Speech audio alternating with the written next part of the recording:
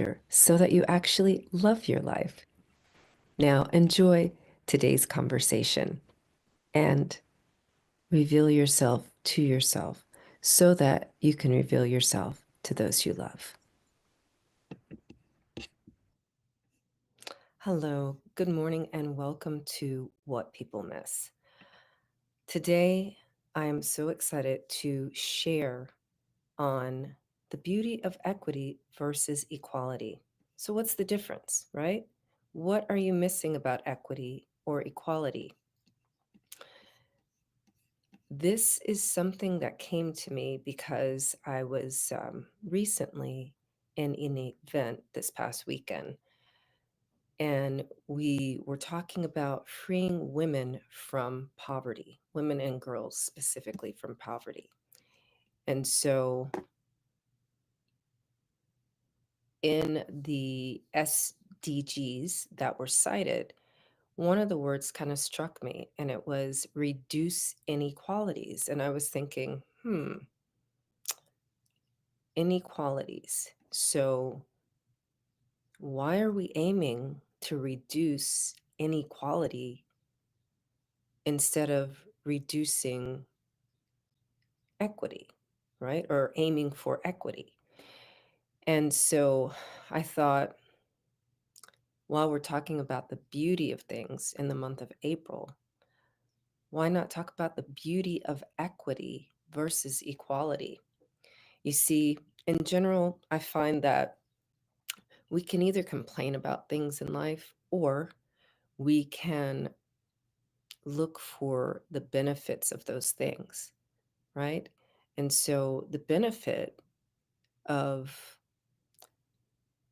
focusing on equity over equality, there are actually many. So I decided to do a quick Google search, right? And Google is, it's changed. I don't know if it's the recent political environment or what's going on, but for whatever reason, when I put in a search on what is equity, what mostly came up was related to finance. It was almost a full page of equity, talking about equity in business, equity in your home, right? Is that the only way we can use this word? Well, if you look up the actual definition, there are two definitions, right? So the first one is not related to finance in the dictionary. The first one is actually related to humans.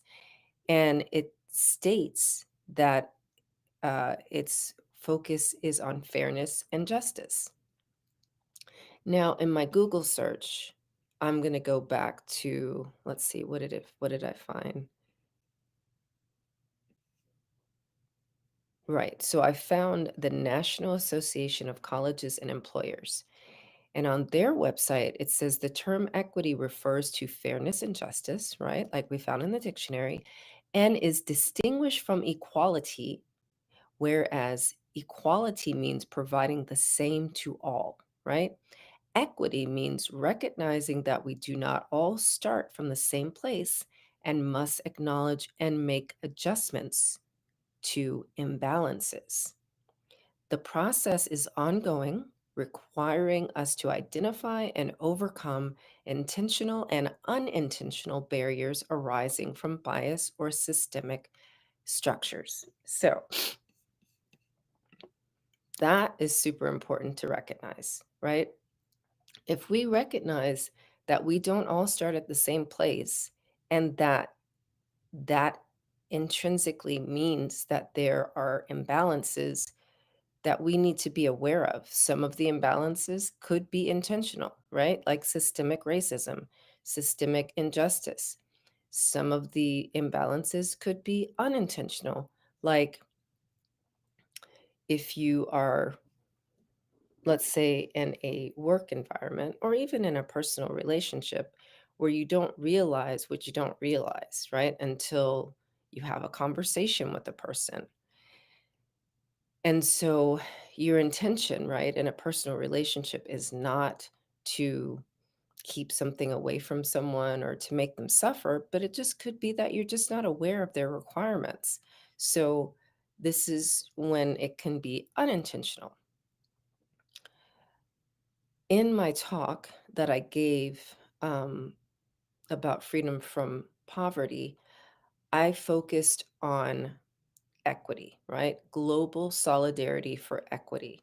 And I came up with a 7-step solution. Now, I'm not going to give that talk in this podcast today because I just want to extract the points that will lead us to the beauty of equity versus equality. What I am reading when I read the definition of equality is that equality is focusing on the problem. And we all know that what we focus on is what grows, right? So if you're focusing on got to be equal, got to be equal, got to be equal, well, you're going to get what we have now, right? All these years we've been fighting for equal rights for women, and now we have no equal rights for women, right? In fact, we're in the same place that we were, that we were about, I would say, 40 years ago.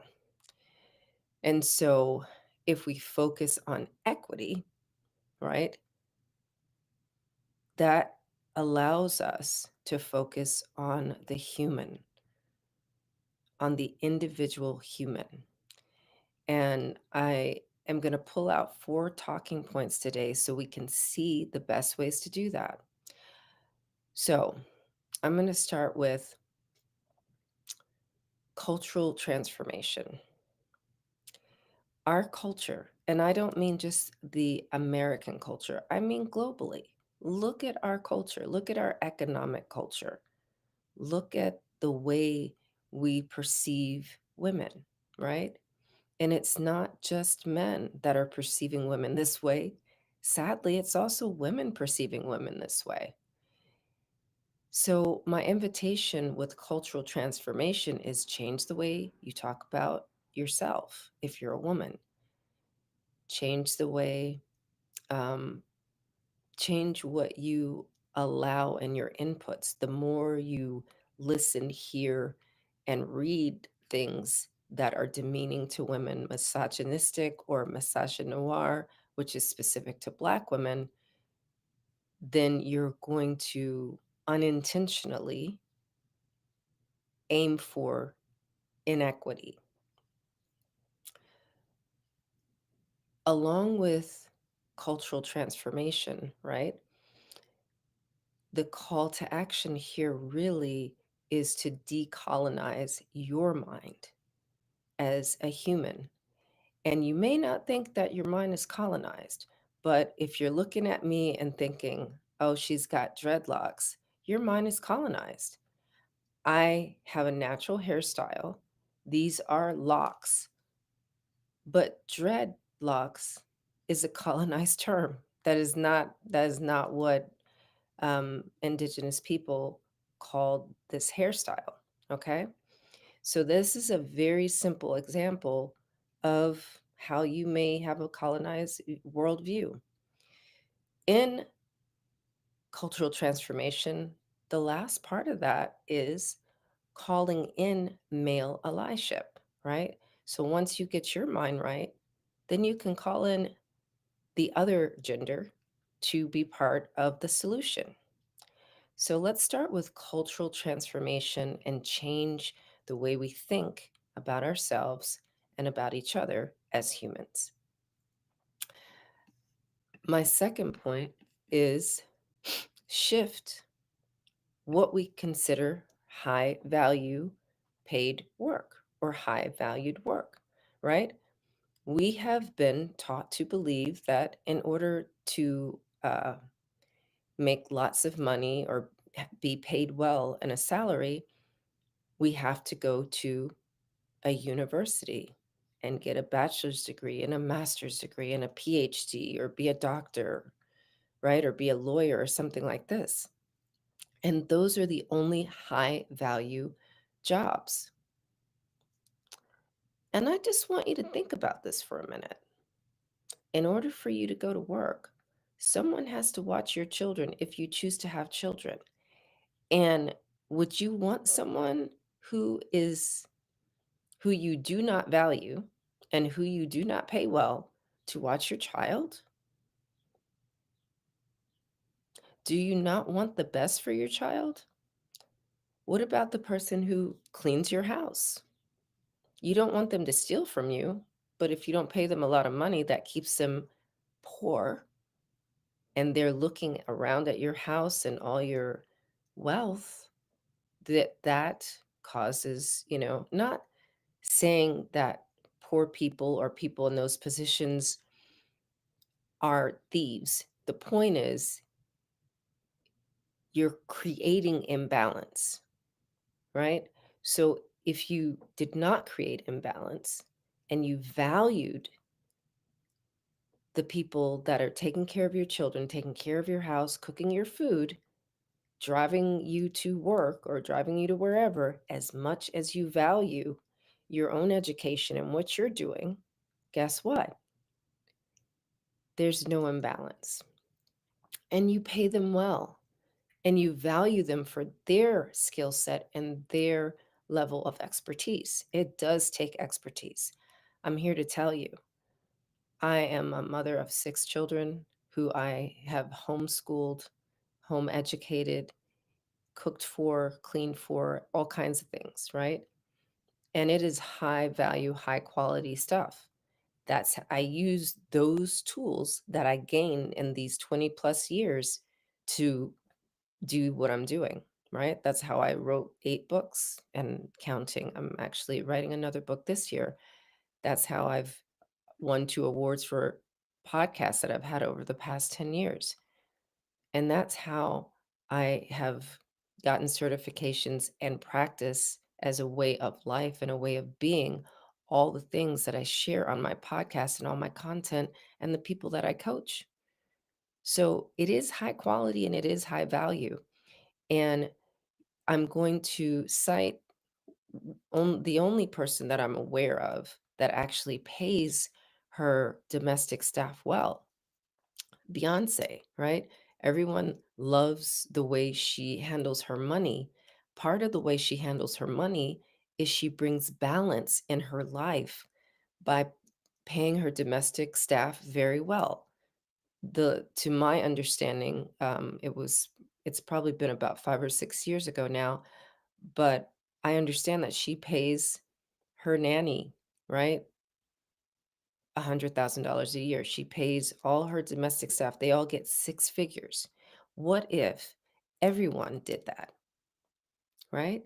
This is another way that women may devalue other women. Oh, she's just the babysitter. Oh, she's just the cook. Oh, she's just the cleaner. Those are skill sets that require the same level of respect as any other job that we have. So that's point number 2. Point number 3. Now, financial inclusion. It's good to give women access to financial products, but it's even better to close the imbalance by educating them on how to use them, right? So, giving access is one thing, but the giving of the access, before I get to the education of the access, the giving of the access is so convoluted, right? Even in my business, I've applied for different programs, I've applied for different loans, and I've applied for different grants. And in some grant applications, they actually say that your content is not your content, right? So we'll give you money that you can keep and you don't have to pay back, but whatever you create is ours. That's not a grant. Well, I guess there are always some, fine print with all grants, but I find hugely the grants that are available for women in business are very patriarchal, and they take away a lot of your IP. And so those kind of things need to stop. If you're going to create financial inclusion, make it inclusive, make it easy for women to actually elevate and create wealth with those financial tools. And then the other part of the financial inclusion, like I started to say in the beginning, is to educate women on how to use those grants most effectively so that they can grow their businesses and make a difference and make an impact. There's so many women businesses that start every single year, and by the end of the year, they don't exist. Or if they do exist, they're extremely in debt and they struggle for years and years. And it takes a certain amount of bandwidth, stamina, mentally, physically, and emotionally to stay in it. I'm here to tell you it's not easy. I've been doing this for 10 years. And financial inclusion is important, and it has to, again, be looked at from a perspective of equity versus equality, right? Because women businesses are not starting in the same place as men's businesses, oftentimes, for many, many reasons. So, my final point is, and this is the most important, I would say, right? I love to save the best for last. Women have to want for themselves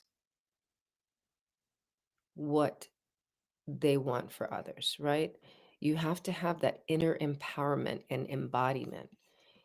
And this is why I always talk about I invite you to choose joy and pleasure so you actually love your life, right? So, why would joy and pleasure be a form or a source of inner empowerment? When you look at life through the lens of everything is happening for you, and you are created to have joy and bliss. And in order to have joy and bliss, that requires choosing pleasure in every single thing you do. You're empowered, right? You're empowered when you're like, let me feel in my body whether or not I like what I'm doing.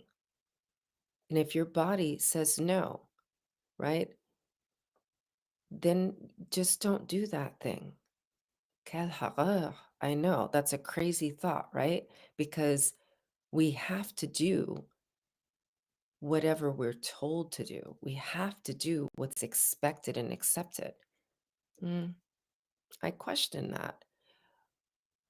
Now, let's go back to the feeling into your body part. A lot of times, the women I work with, they don't know what a yes and a no is in their body, and they don't really know how to do a body check. However, they may have headaches, they may have backaches, they may not be able to get out of bed sometimes, they may have stomach aches, they may have digestive problems, they may have pains in their knees, ankles, toes, hands, carpal tunnel. I forgot what the elbow thing is called, right? Sometimes your shoulder's locked up, sometimes your neck hurts. That's your body saying no. If you're having a lot of pain in your neck, or sometimes you can't talk, you're always having to take lozenges because your throat hurts, that means that you feel constricted in expression, that you feel that no matter what you say, nobody hears you. If you're having lots of pain in your knee, that means that you feel defeated. If you're having pains in your hand, this is where we carry all our worry. You're worried that if you try something, you won't succeed. You're worried about whatever you're worried about. If you're having pain in your elbow, it's about being frustrated. If you have constant UTIs, that means you're angry as fuck. That means you've got some serious rage. And if you have lower back pain constantly, that means that you feel unsupported financially. So your body's talking to you all the time. And it's so very important to know what she's saying. And it's so very important to love her, love your body.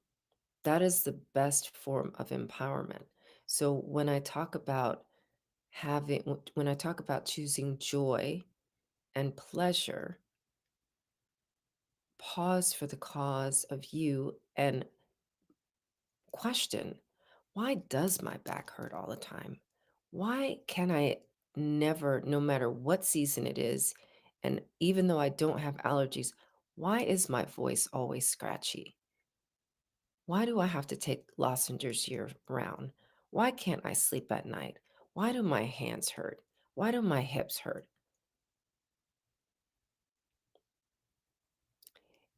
Instead of complaining, my back hurts, my hips hurt, whatever, I need to pop pills, that is you creating more separation. That's you creating more imbalance. Choose to slow down with your body and understand her and nurture her and provide for her and give her more opportunities for pleasure. The pleasure of not having pain in your body is a pleasure. So when I talk about pleasure, don't take your brain to the bedroom. Pleasure begins with just opening your eyes, with breathing, with um, being able to eat your favorite meal without stomach pain, to have whatever temperature water you want, to, I don't know, to feel to wear clothes that have the texture fabric that you want. These are pleasures that are simple and accessible.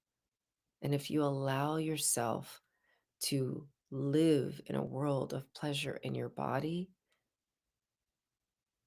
then you'll say yes less often to things that are not pleasurable when it comes to your mind, when it comes to what you'll accept in a relationship, when it comes to what you'll accept at work, when it comes to what you'll accept in a conversation randomly with other humans who may, make disparaging remarks about your hair, your eye color, your makeup, your whatever.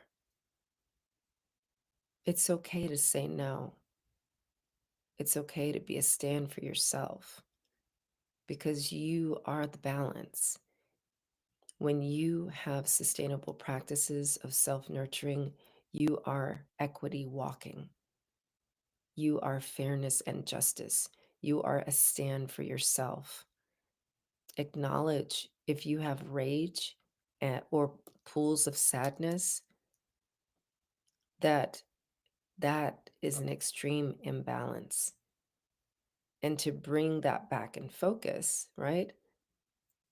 You can simply choose to first and foremost acknowledge it. The greatest injustice that women do to themselves is to not acknowledge their emotions. When you acknowledge your emotions, you'll see them as guides.